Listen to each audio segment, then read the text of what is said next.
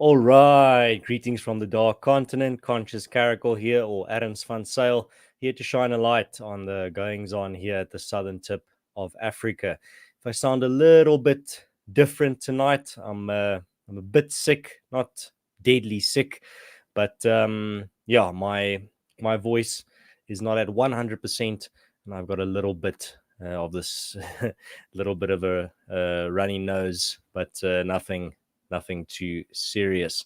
I hope everyone is ready for a nice interactive episode. I'm going to be answering your questions, giving you the feedback that you were asking for in regards to AfriForum's campaign at the United Nations last week.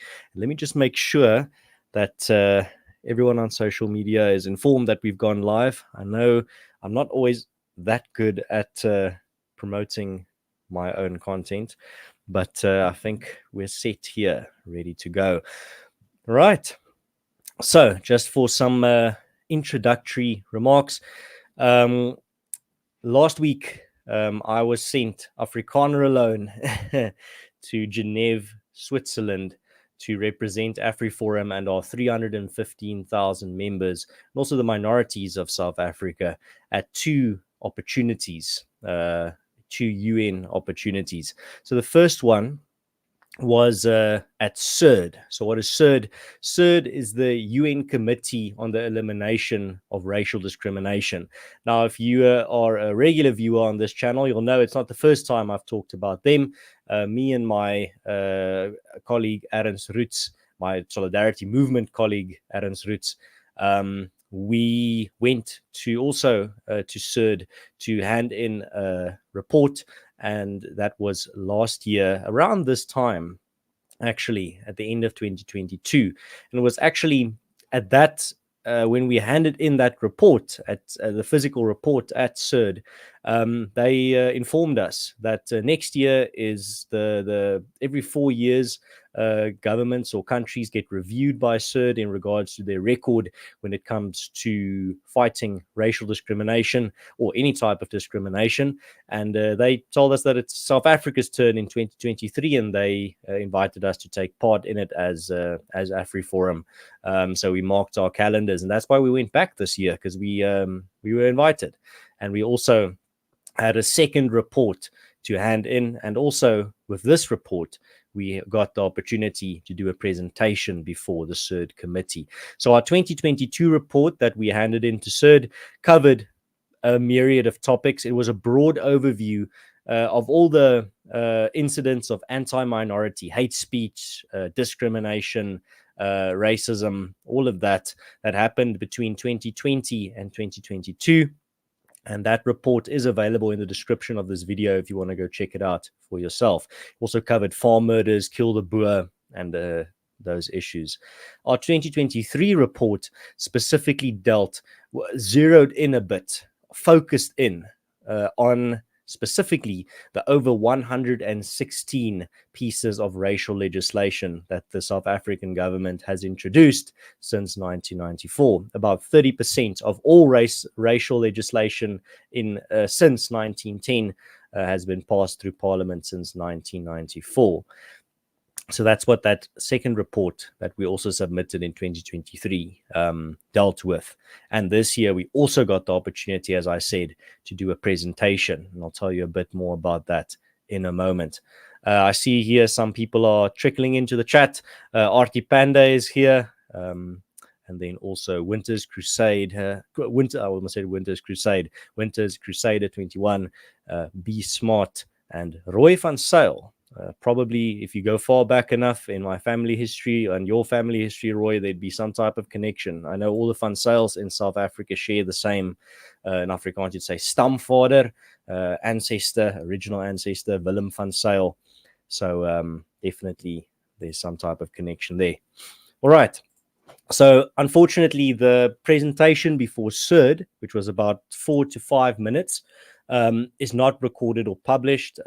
This was a behind closed doors meeting between different NGOs and organizations and CERD to prep CERD for their review process of South Africa. So that video has not been recorded or published, but went very well.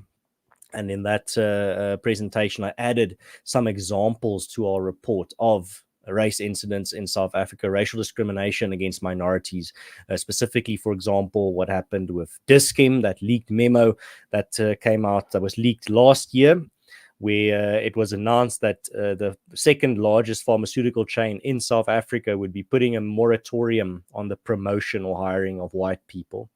I think, if I remember correctly, that was later than the Dis-Chem backtracked on that, but I can't remember. I have to check after public pressure. Another example that I named in my presentation was the South African government planning to exclude South African farmers from tariff-free exports to the EU and the UK if their farms are considered too white and if they don't meet the racial criteria of the South African government. And then also the latest news that what was it, just to make sure that the Department of I think it's Water and Sanitation. Yeah, Department of Water and Sanitation's use of race criteria to exclude also farmers specifically, but also I think others that were to, if they apply for water use licenses, if they don't meet the South African government's ludicrous race criteria. I see Valerie Cooper has also joined in the chat here tonight. Remember, you can ask any questions, anything you want clarified about this trip, any insights, you're welcome to ask. I'll get to as many questions as possible. Please keep them relevant to tonight's topic, and I'll answer them as in-depth as I can. So before I continue, there's still some information there on CERD, our CERD visit. So that was the first phase of our UN campaign. I also met some allies there, the good men of solidarity. Were also there at CERD. They were also doing a presentation and handing in a report, also focusing on racial discrimination. So I was not the only Afrikaner at CERD's headquarters in Geneva that day. And so then and we also had an opportunity for a question and answer session with the CERD committee members so that they can ask questions about our inputs and our reports and our presentations and ask for further information or clarity if they needed it. Next, it was the South African government delegation's turn to do their presentations and also to answer CERD's questions. This was recorded and published. AfriForum and Solidarity's impact was reflected in this session. So the South African government was asked about race quotas in sport. That was something I specifically referenced in my presentation. And Ronald Lamola, the leader of the South African delegation there, falsely claimed that race quotas in South African sport had been abolished, which is not true at all. But desperate times call for desperate lies, I guess. I see the questions are coming in. I will get to them in a moment. Then also, and this I will play a clip for you of, Regine SNMA or SNM. I don't know exactly how to pronounce it. I'm trying my best. A CERD committee member asked the South African government's delegation about farm murders, hate speech that contributes towards farm attacks, farm murder denialism by figures like Julius Malema, and what's being done to address these issues. So let's play that clip before I continue. Let's see. Let me just share my screen and find the right one. All right. The committee has been informed of murders of white farmers, which seems to be commonplace, and this is encouraged by racist hate speech made by politicians who deny the existence of this. Between 2016 and 2021, 364 murders of white farmers were recorded in South Africa by a human rights defense NGO. In 2020, Brendan Horner, a boss of a farm who was 21, was stabbed, strangled, and hung up to a post by his attackers. The leader of the EFF, Economic Freedom Fighters, Julius Malema, stated in a speech that there were no murders of farmers in South Africa and that no white farmer had been killed in South Africa. Likewise, criminal fires destroyed 100,000 hectares of agricultural land in the province of Senekal in October 2020, 4 days after the EFF deputy, Mobizeni Ndlozi, had sung a song which could be translated to call the firefighters and kill the Boers. So what legal action has been taken as a result of these cases? What measures have been taken or are envisaged by the state party to prevent politicians from turning to hate speech or incitement to hatred and racial violence? What is the South African government doing to monitor the ideology of political parties in order to ensure that they are in line with the constitutional principles of non-discrimination and equality, in particular in Article 9 of the Constitution, as well as in line with international human rights law? All right. Sorry for playing around a bit there with the layout. Just wanted to see what works best. All right. So she was actually referencing a lot of facts directly from our 2022 report. As you heard there, the horrific murder of Brendan Horner, the young farm, I think it was specifically a farm manager, who was brutally murdered in 2020. Which sparked the anti-farm murder protests at Senekal. That young man's murder was specifically referenced there, and that's detailed in our report. So there's again example of AfriForum's impact there. This is also the first case of the issue of farm murders being discussed by a UN body or by a UN committee on an international platform. So that's a historic first. And I think it plays an important role in regards to, firstly, legitimizing this issue as a serious issue that needs to be talked about and that can be talked about, that it's not some taboo that should be ignored. Even the UN deems that you can talk about it and ask questions about it. And yeah, so I showed you that clip. I'll give you some more details there as we continue. So Lamola's response was that farm murders are just normal violent crime. You know the works, you know the narrative. Just saying that he blamed poverty and inequality and said it's just garden variety violent crime, which is just the weakest excuse. I mean, normal violent crime, if you look at the occurrences of brutal torture of old ladies and young children, that's not normal violent crime, where an 85-year-old woman has holes drilled in her feet, or a young child is thrown into a bath of boiling water, or a young man is just hung up against a pole. It's almost like a message. And then also you don't have politicians with very big followings chanting, encouraging people to commit these horrific crimes. There's no politician in South Africa encouraging other types of violent crime. Only farm murders are chanted about in a positive way by thugs, by horrific parties that should be condemned for their behavior. So, but Mrs. Essenem did respond to Ronald Lamola and the South African delegation's responses or answers, calling their answers, in her words, vague. And then she mentioned again, she continued and said that a report submitted to CERD, which is AfriForum's 2020 report, documented at least 2 instances of the Kill the Boer hate speech chant being connected to farm murders. And she brought that up as almost like a counter to what the excuses of Mr. Lamola. And then she also requested that the South African delegation provide more details on the ongoing cases and maybe past cases where farm murderers were prosecuted and what the results of those cases were. And Lamola said that he'd get back to the committee. All right. Then also, let me just share screen again. There was another development that I was quite proud of as a representative of AfriForum. Let's see. You see, yes.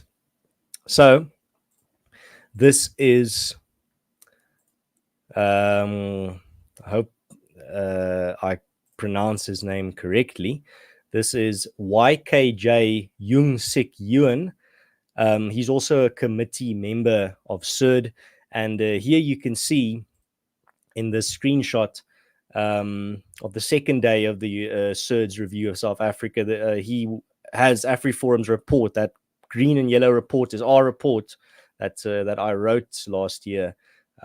He with that in hand, he asked the South African delegation to provide more details on the progress of the court cases against Julius Malema and the EFF relating to the Kill the Boer chant. So again, the AfriForum is making our impact at a United Nations meeting.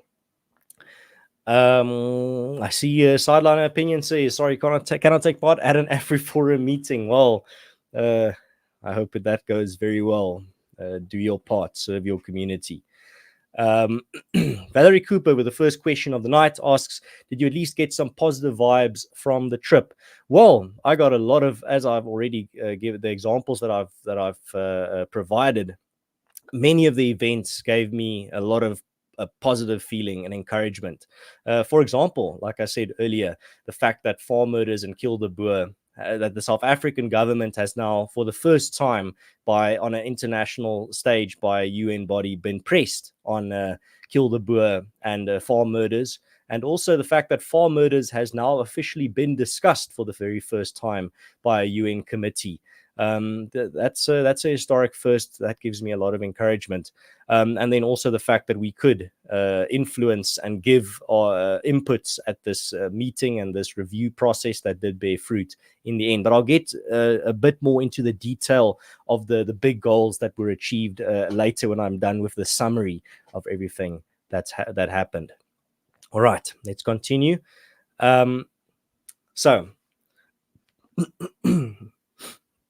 what also stood out to me, and this is not something that's I think the ANC would like to hear, but also something that clearly stood out to me was that the ANC, in their answers in regards to addressing many of the issues that in South Africa that CERD asked them about, they are really overwhelmed and defeated. That's the impression that I got. They really didn't present any solutions or anything of note or tangible that they're doing. They just presented a lot of excuses and blamed other people, blaming the past, blaming everything except their own failed policies, their own 30 years of failure and corruption. That's the only thing they didn't blame, which it just reminded me again, I'm so glad that my destiny is not in the hands exclusively in the hands of the ANC. I mean, whatever they do and whatever their policies will definitely have an impact on my life and Afrikaners' lives and on my community's existence in South Africa. But our destiny is not exclusively or mainly in the ANC's hands, which is a massive relief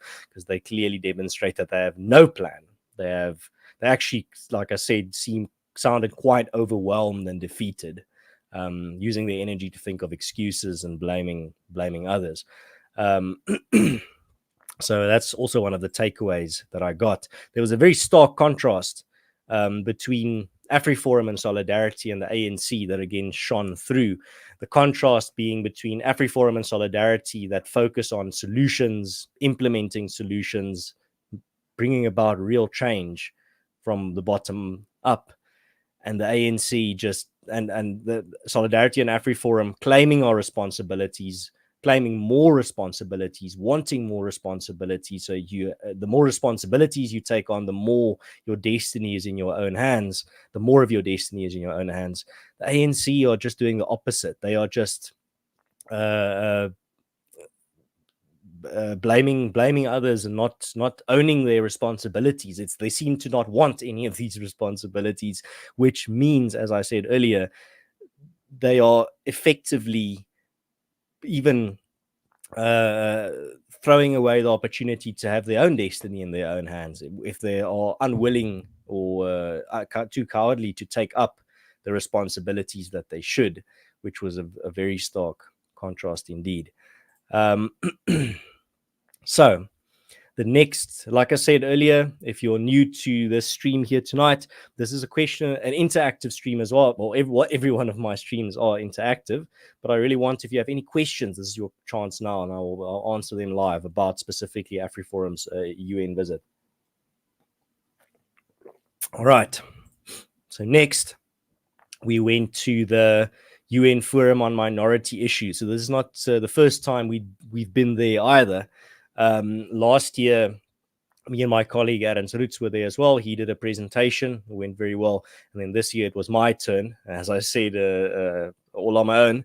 But I made it. I'm still here. It went very well. So this opportunity, my presentation there, you get 2 minutes. So I had to prep for 2 minutes. What can I fit in 2 minutes in regards to how the issues that minority groups face in South Africa, and that includes incitement of violence against them, discrimination by the government and others, and just overall a hostile environment.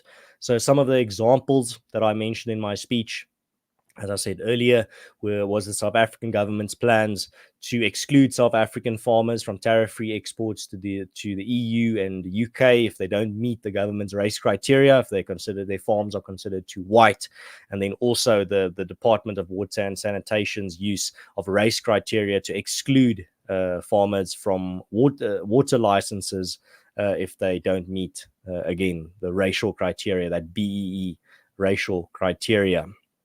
And yeah, the presentation I'll play for you now, and then we can continue with my feedback.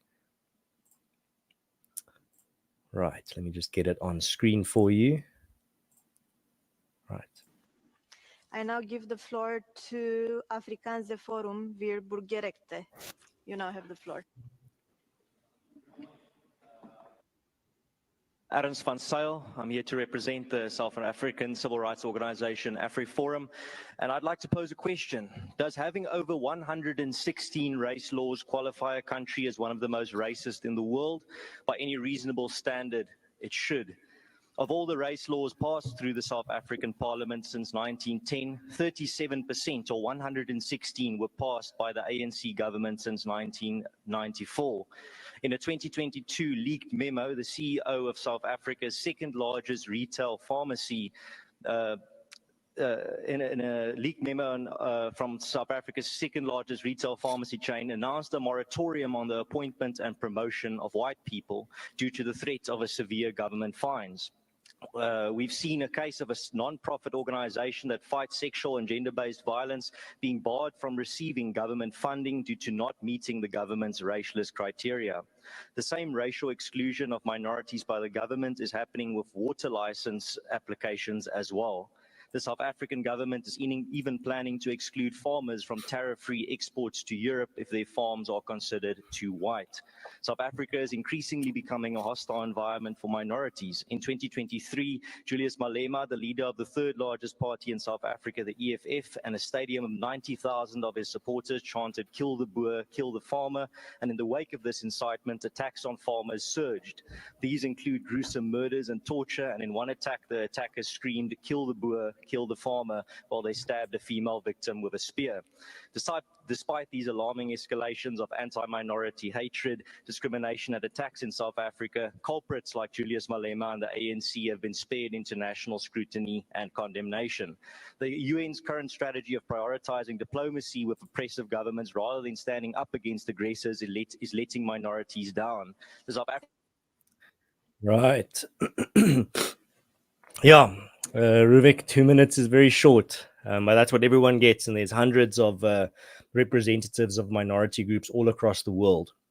So 2 minutes is what everyone gets.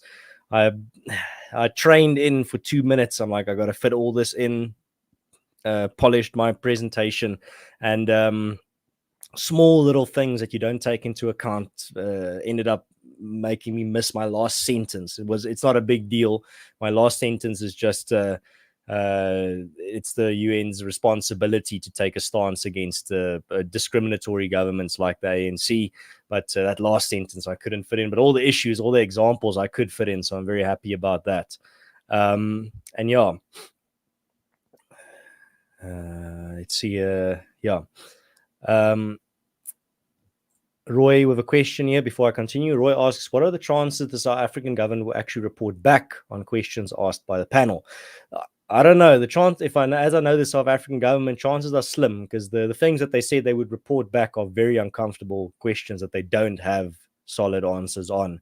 It's probably just a diversion tactic by them to not answer the question on the spot. It's pretty much an admission that they don't have the answer. But that's not really what everything hinges on. Whether the South African government reports back on these things is not going to really make a difference in the bigger scheme of things. In the end, the fact that they were pressed on it, the fact that they were put on the spot on it, is of much greater value in the bigger picture. All right. Peter Piper Pickled says the EFF seem like freedom fighters who can break eggs but are incapable of making an omelette. Well, as my friend Robert Daigen always says, freedom fighters or revolutionaries don't make an omelette. Don't say they don't break a few eggs so that they can make an omelette. They want to make an omelette so that they can break a few eggs. And that's definitely an apt description of the EFF. Thank you very much, Pepper. I really appreciate it. Yeah, tight squeeze, but yeah, I did as best as I could for 2 minutes. I think I covered most of the most pressing stuff. So yeah. What also was very nice was afterwards I got a lot of good attention from some of the representatives of their minority groups there. Afterwards, I gave my AfriForum's contact details, handed out some reports, AfriForum's reports on racial discriminatory laws in South Africa, and so many of the representatives there of their respective minority groups told me that it was a good presentation and it was well done. So that was very nice and encouraging. All right. Question from Martin, who asked, how do the UN help you Afrikaners and generally white people in South Africa? All right. I think that is actually very good timing for that question, because I want to get into that, but that's the core of what I want to communicate here tonight. Is specifically, what are the goals that AfriForum set out to accomplish with these two actions, this UN campaign, the two-component or multi-component UN campaign?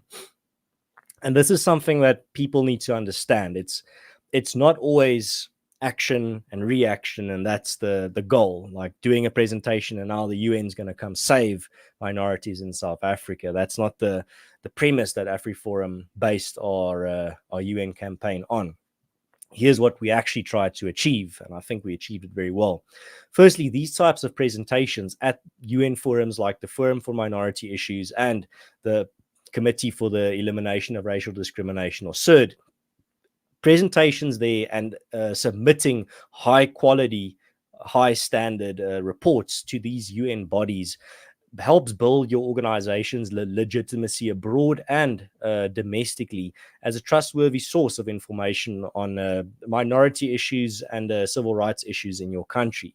It really gives you a massive boost in regards to your trustworthiness, your reputation, and your legitimacy. And it's a process building that. It's not something you establish overnight. It's something you can destroy overnight, but it's something that you slowly build through continuous participation in these types of opportunities. Another goal that we aim to achieve with these types of campaigns is the networking opportunities, especially at a forum like the Forum for Minority Issues.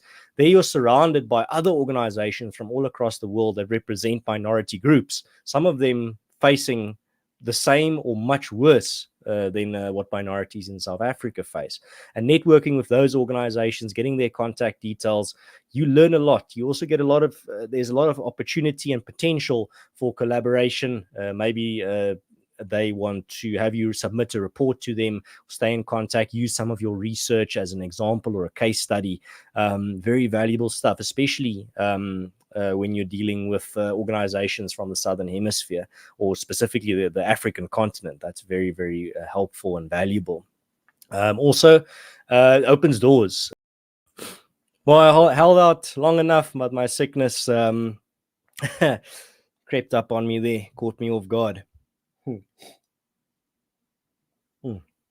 Yeah, my voice is still holding, which is very good.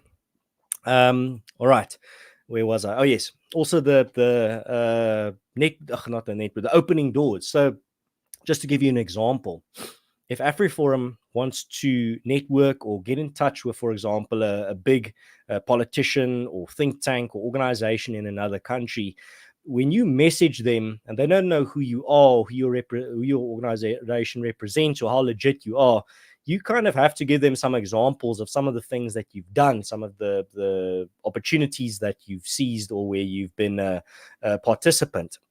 And if you link them to, for example, your presentation at the United Nations, that opens a lot of doors. That funny seeing LL peeps here. I don't know who's LL. Can you elaborate a bit there? You gives you that opportunity to actually get a response from an email. It really helps, especially when you're dealing with, for example, think tanks that get approached by many organizations, but they can't filter all of them or go through all of them to see if they're legit, if they're actually the real deal. It helps when you can attach, for example, something like we've actually done a presentation at the United Nations. It really helps in regards to building that network and getting in contact with other figures in the world. Also, it puts these issues on the record. So it puts, for example, the issue of South Africa's over 116,000 racial pieces of racial legislation on the record. It puts Kill the Boer on the record. It puts farm murders, the issue of farm murders, on the record, so that nobody can say, but nobody warned us. If only someone had brought this under our attention. Nobody can say that. These things are being put on the record, on the historical and on the UN's record, so that people know what's going on in South Africa. So that's also very important. And then lastly, I think, and this is something that I think is often goes unnoticed, it goes under the radar, but it's a very fundamental goal, and that is your position in the balance of forces. So you might have noticed I often speak on this channel about the balance of forces. Now, that's the formula that the ANC party uses to determine whether they should make a choice or whether they should pursue a certain type of policy or action. They look at the environment around them, whether that be the international or domestic environment, and see if the majority of forces are on their side or against them. The majority of forces are against them, or if a large portion are against them, they don't go forward with their plan or their idea. If the majority or a large enough portion of the forces are on their side, they go through with it. And in regards to the ANC, they are absolutely terrified of criticism or being exposed on the international stage. You can just look at their efforts over the years of trying to sabotage and impede and stand in the way of AfriForum taking part in these types of forums or in these types of international opportunities, attacking us and slandering the organization when we do. It just shows the jitteriness that our participation in these types of platforms causes with the ANC, because they are highly allergic to any type of criticism or a light being shone on their discrimination on an international stage. And that's definitely a goal that's also achieved through this type of action. I've neglected the chat a little bit to focus on that section, so let me just see what I missed.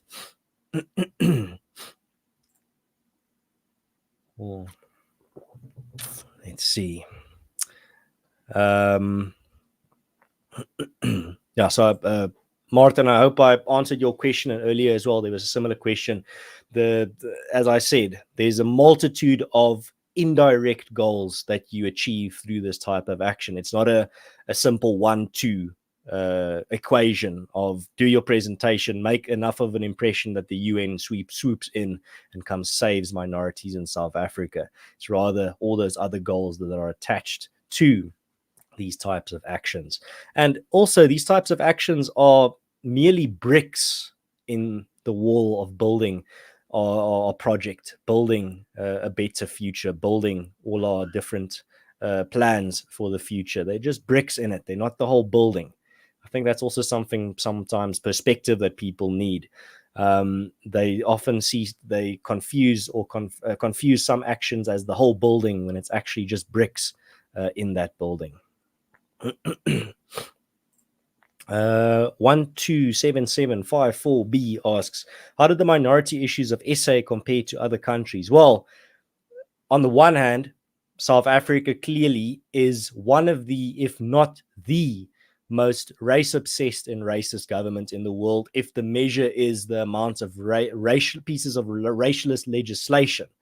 116, that was the intro of my presentation. What it does, over 116 pieces of racial legislation may qualify you as one of the most racist governments in the world. It should.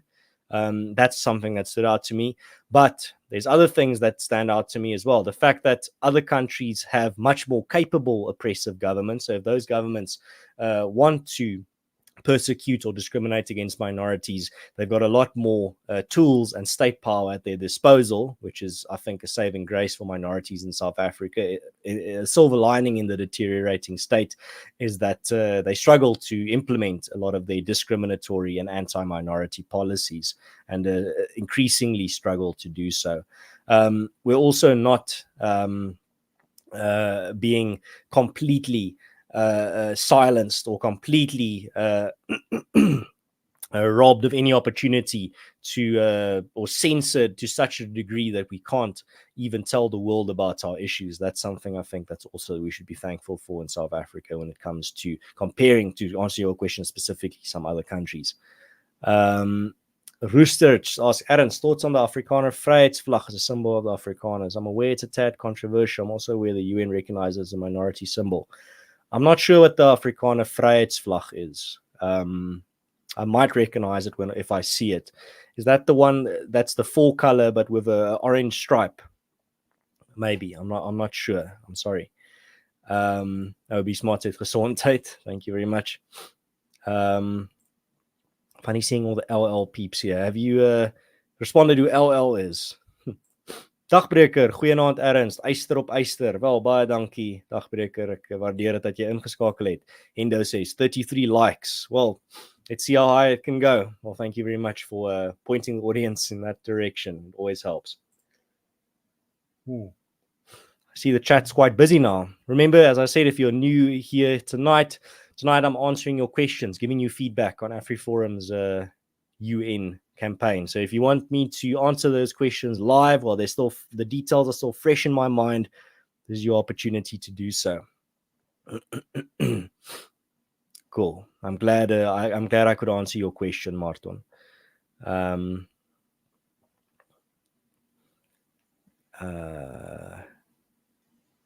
see. A little sun. All right. I wish I had more questions. I didn't know this was on tonight. Well, Pepper, I'll tell you what you can do is when this is done, you can always post your questions in the comment section as well, and I'll still try to get to as many as I can. Matt says, do you know anything about Time to Rise? No, unfortunately not. Why did Germany vote against AfriForum? I think you're talking about CERD. So at the Committee for the Elimination of Racial Discrimination, there's no voting. There's not at the Minority Rights Forum or at CERD. There wasn't any voting. And there's also not representatives of countries. So there are people, there's, for example, a committee member from Germany at CERD, but they don't represent their country or their country's interests. So he's not talking on behalf of Germany. He's representing himself. But then there was no voting. I don't know where you read that, but it's not something that happened. The representatives there are from many countries, for example, at CERD, but they represent themselves. So whatever they say or their stances are not the stances of their country necessarily.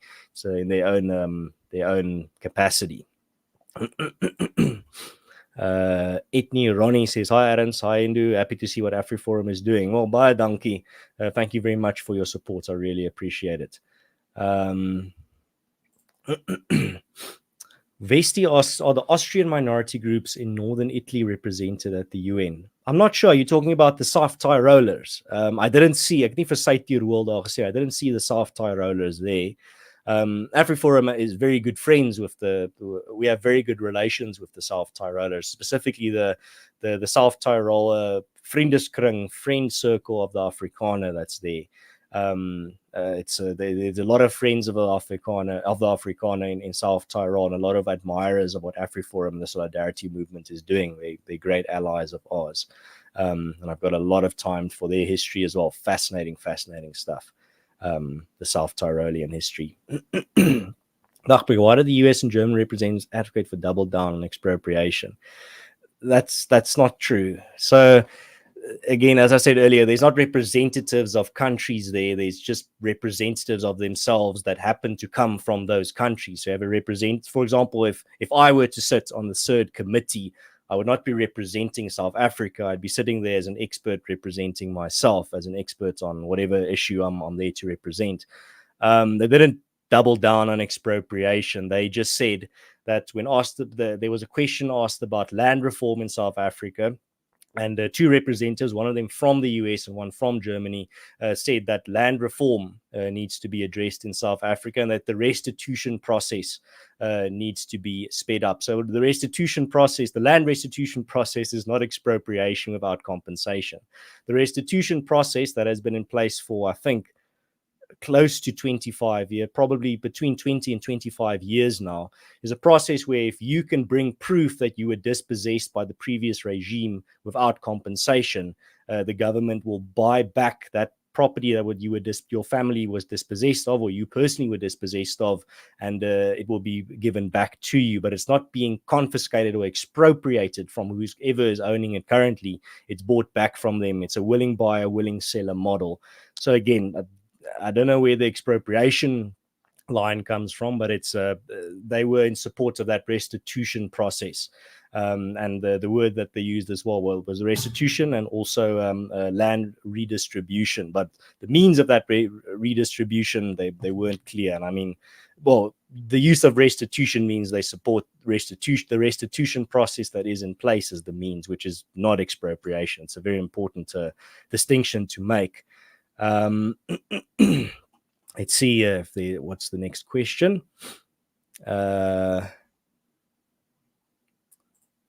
Rooster says, sorry for the late response. The vryheidsvraag is indeed what you thought it was. I don't know exactly I'm not too well versed on the history of that flag in regards to its representation of specifically being a minority flag recognized by the UN. I'll have to go look it up. Valerie asks, Arends, will you be kept in the loop in the future regarding your presentation? I will be kept in the loop in regards to CERD's report or their document that they're setting up. So this whole review process is done to set up a document where they will be making recommendations and comments to the South African government. That's why it's also important to note that this session was question and answer, some comments from representatives, committee members, but this was not officially CERD making recommendations. Those recommendations will be coming to the fore in their official document that they will be publishing, and I'll be keeping you up to date on that. Dagbreker said, I saw you sat next to a representative from Serbia, also good friends. Yes, I saw. So the people at the Minority Rights Forum with country names in front of them are the representatives of their governments. So that's funnily enough.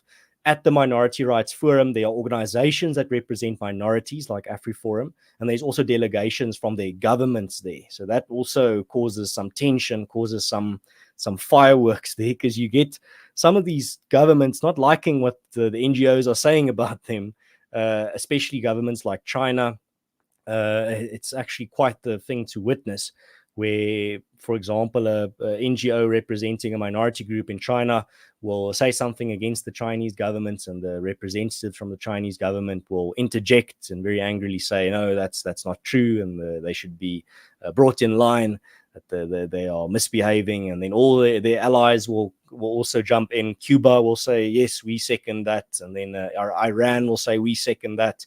And then who was I think Belarus or Russia and all these countries, they say, yes, we second that. And then the United States says, no, let the NGOs speak. And then all their allies chime in. It's a little bit of chaos, but it's also fascinating to watch, because it gives you a little bit of an idea of what's going on between these countries.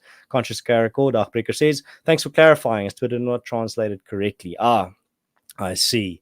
Yeah, no, I hope I gave you a clear enough. I know it's easy to get a misconception about what happens at these forums or these opportunities, what's being said, what the role players are, what their weights are, the weights of who they represent. It's difficult stuff, so it's an easy mistake to make. Be Smart says, respect Adams. Well, thank you very much.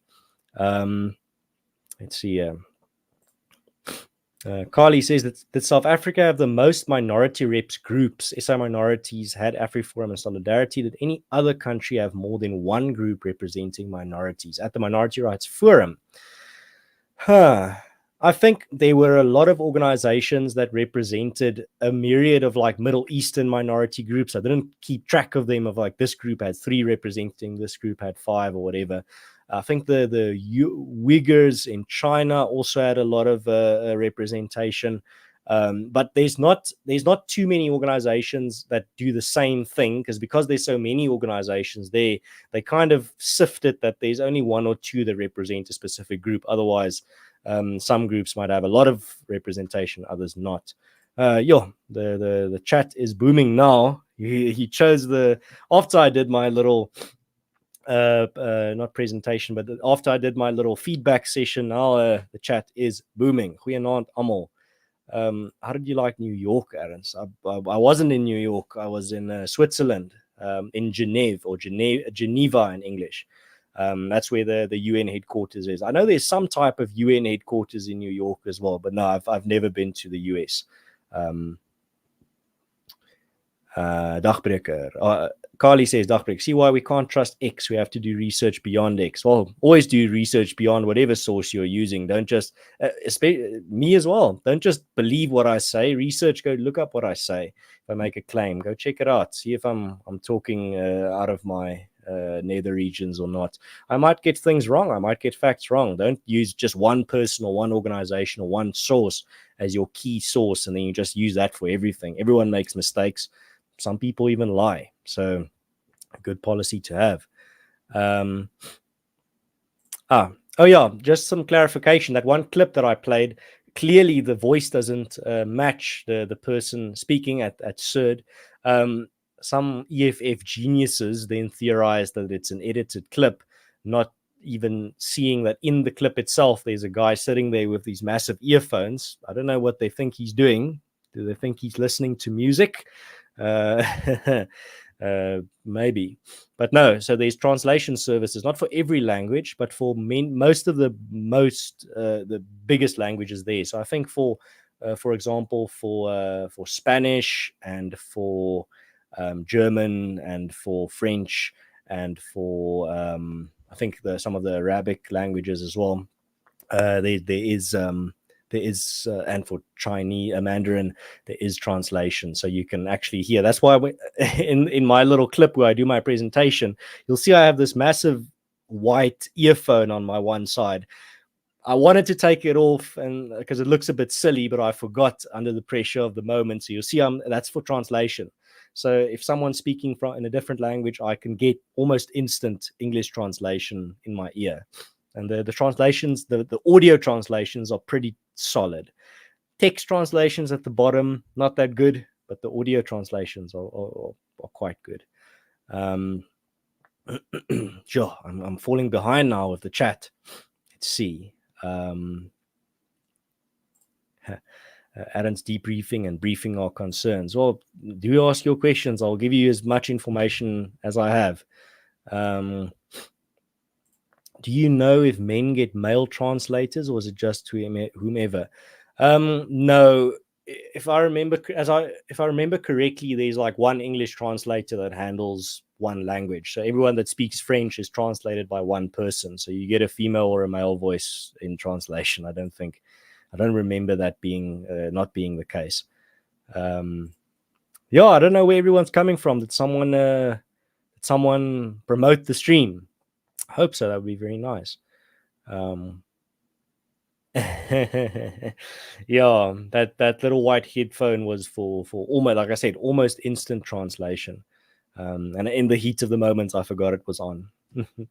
So I look a bit silly. All right.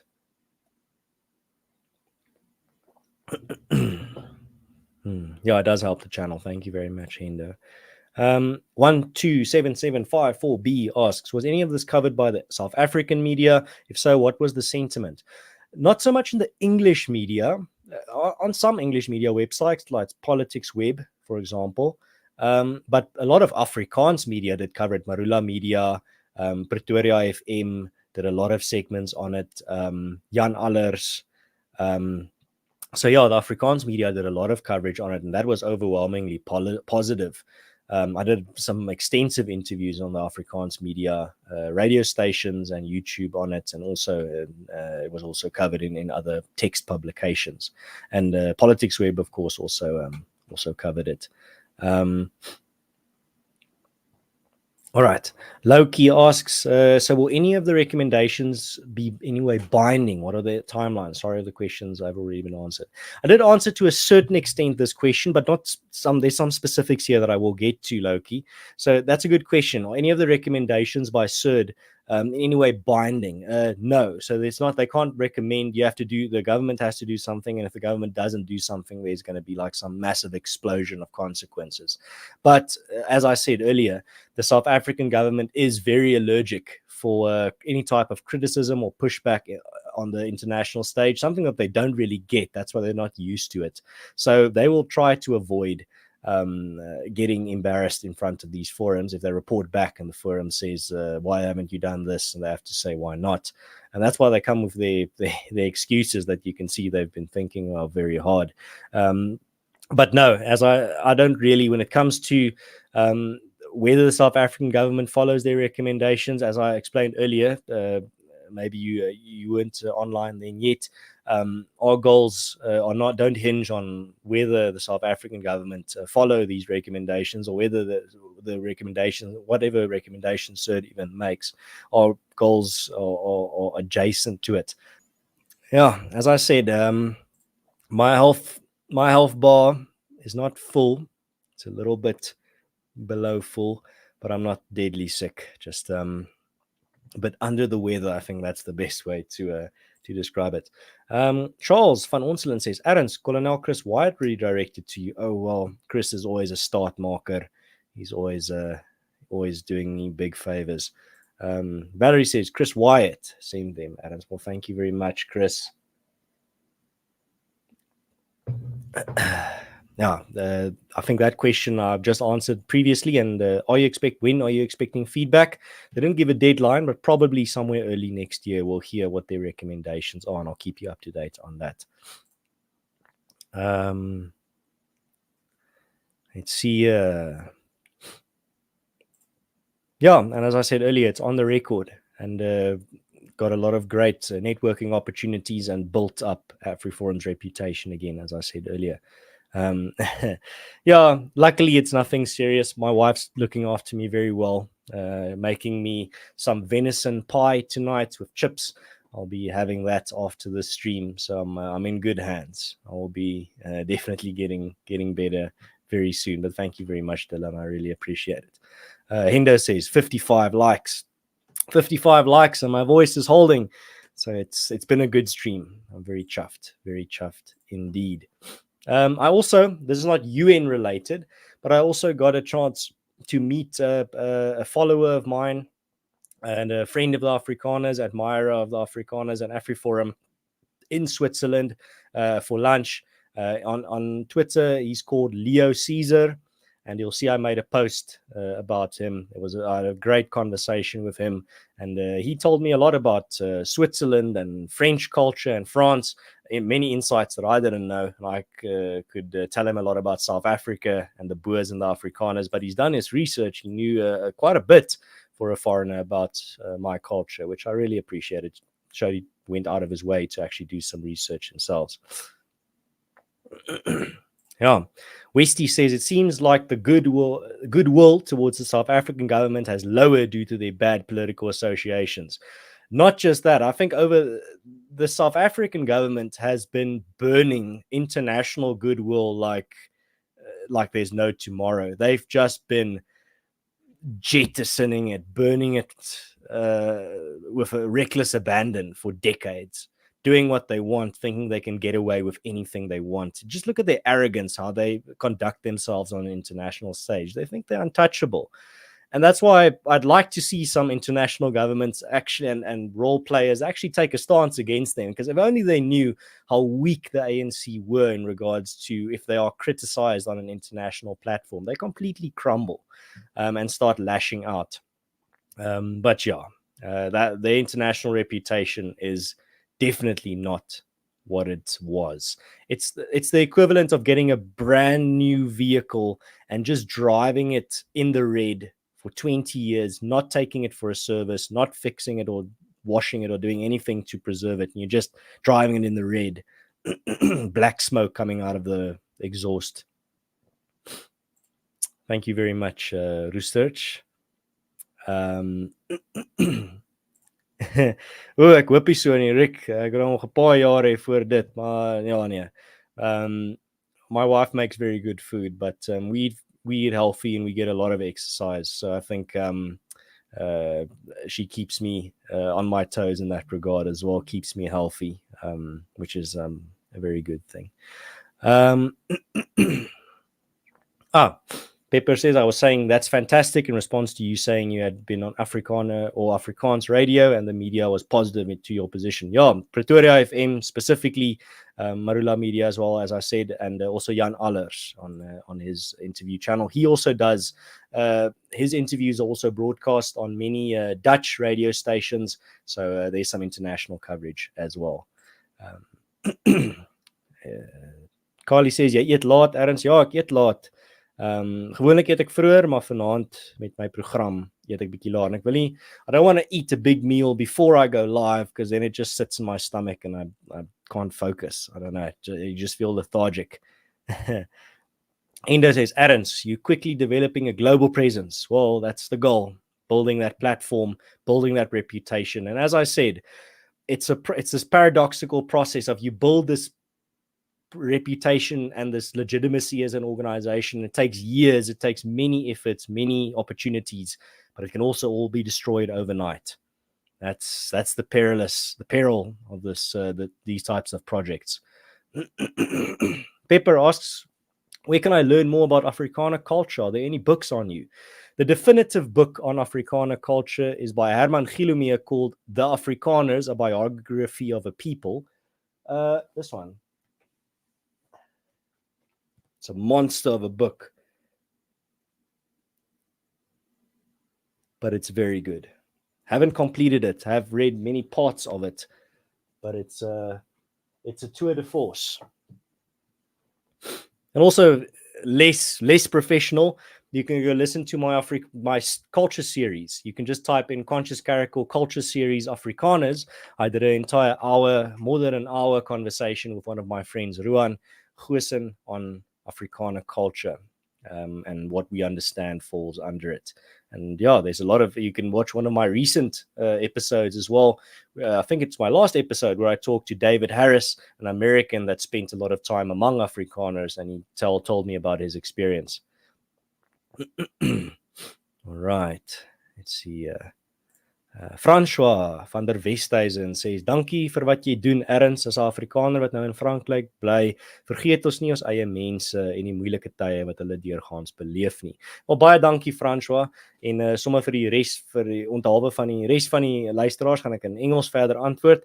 I think what you're talking about there is a critical component of the Afrikaner culture, and that is our how would you translate it? Our international canton or our international component. There's the Afrikaner diaspora, and they have a lot of love still for the culture and the language. And I'd like to see them get involved, support organizations like AfriForum and Solidarity, become a friend of AfriForum, and spread the word, spread our organization, what we're doing there where you're living abroad, help them understand what's going on in South Africa. Do your little part. We really appreciate it. Hendo says Ernst is very active on Twitter, folks. That's the truth. That's not fake news. You better believe it. Roosters says Nederlandse afwesigheid. Oh, thank you very much, Pepper. Charles van Onsland says, does the association with BRICS burn bridges for South Africa or not? That's a very complex question. I'm not going to pretend like I've got a massively detailed answer there. I think it's win and lose. South Africa wins a lot of connections with BRICS adjacent and BRICS countries, but also jeopardizes connections with others that are not in it, specifically Western countries. But Western countries have not shown a massive appetite to really punish South Africa for its alliances. There's been here and there a little bit of movement. But as I said earlier, if only these countries and regimes realized how brittle the ANC regime is to international criticism, specifically from Western countries, see how they crumble under that. 1277 says, Adams, big thanks for everything you and AfriForum are doing. Well, thank you very much for your support. I really appreciate it. All right. Rooster says, I really hope that when ANC gets ousted, South Africa will rejoin the West as an ally. We'll see what the future holds. I think there's a lot more use in seeing what we can build on a local level, grassroots, bottom-up level, than focusing all our energy on what the big chess pieces moving on the global stage, the great game. But you should also not ignore it. You should keep up to date on what's going on there.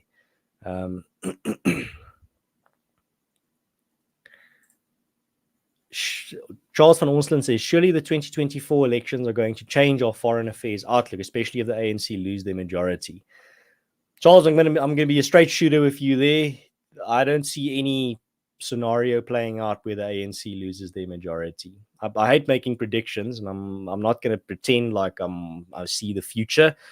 But the two most likely scenarios are either the ANC barely keeping hold of their majority, or just dipping below it and going into coalition with some tiny little party and still holding their majority. So don't bet all your money or put all your eggs in that basket that the ANC are going to lose power in 2024.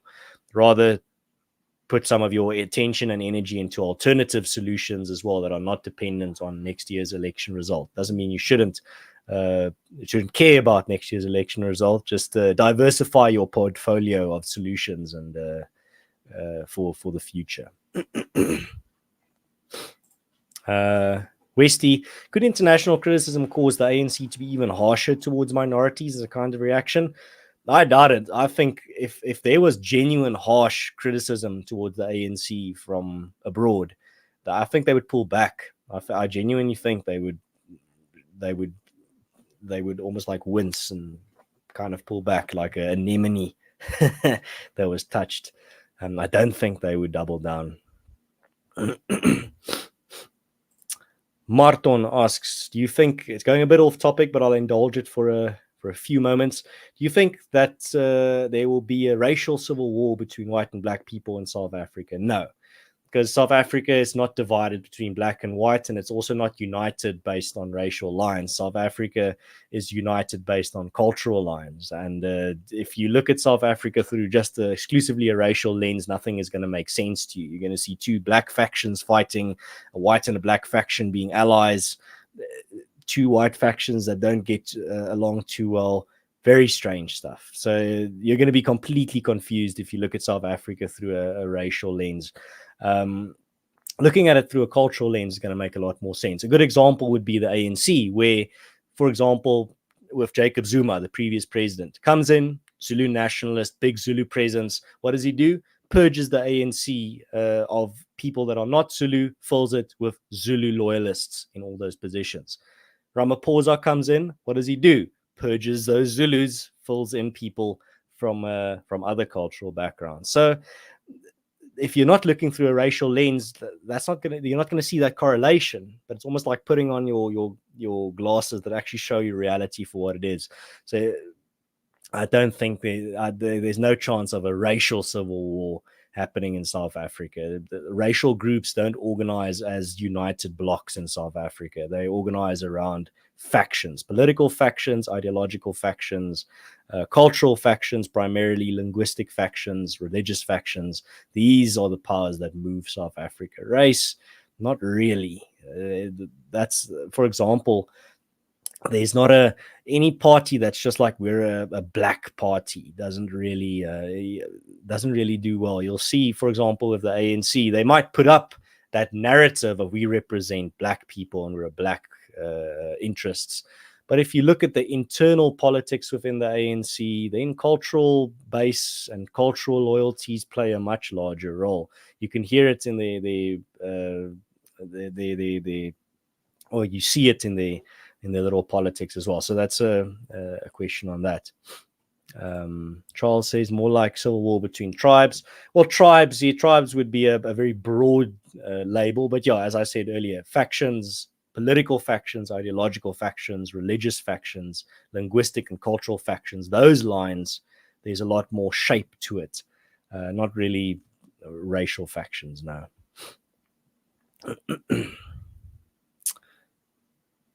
Yes, Dagbreker says agree, not a racial war, it's definitely more factionalism and cultural. Yes. Carly says, this has been helpful, Adams. Thank you. Well, thank you very much for tuning in. I'm going to start wrapping up here. Roosters says, die toekoms van Suid-Afrika is onseker, maar ek is hoopvol. Ek is ook hoopvol, Roosters. Dalk nie vir die toekoms van spesifiek die staat Suid-Afrika nie, maar die mense van Suid-Afrika, die verskillende gemeenskappe in Suid-Afrika. Die mense wat hierdie hoekie van Afrika wat hier bly en wat al hier vir baie lank bly. Daar's hoop vir daai gemeenskappe, vir daai mense. En dis waar ek my hoop plaas. Ja. Rick says gang warfare, tribes will survive. All right. Ouens, dit bring my aan die einde van vanaand. I've got to go get my dinner. And thank you very much for tuning in. Thank you for all your questions. Thank you for your participation. I really appreciate it. You've been a great audience. And thank you for your support of what AfriForum is doing. And for our campaigns, and especially if you're getting involved on a local level, that is immeasurable, the value of that type of participation. Thank you for everyone that liked the stream. Thank you especially for those that share it on X and on Facebook and with friends and family on WhatsApp. Really appreciate it. And if you're watching and it's no longer live, you can still ask your questions and take part. Leave a comment in the comment section. I'll reply to as many as I can. Thank you everyone that wished that I get better as well. I really appreciate it. I hope it didn't distract you too much, that my voice is a bit off and that I'm a bit I have a bit of the sniffles, a bit under the weather, a bit of a cough, but thank you very much. Let's see. Maybe she did. Yeah. And also, if you are subscribed and you want to get a notification when I go live, click that bell next to subscribe so you can get a notification. That's how it should work. I hope YouTube does its job and actually notifies people. I've heard that sometimes it doesn't. But then you'll know when I go live. Primarily, the content on this channel is live content because I like interacting with the people as they're watching. And yeah, thank you very much for everyone's kind words there at the end. Yeah, and hopefully next week when I return I will be 100% and better. All right, thank you very much for tuning in. Cheers guys, have a good one. God bless, enjoy your weekend. Mooi loop.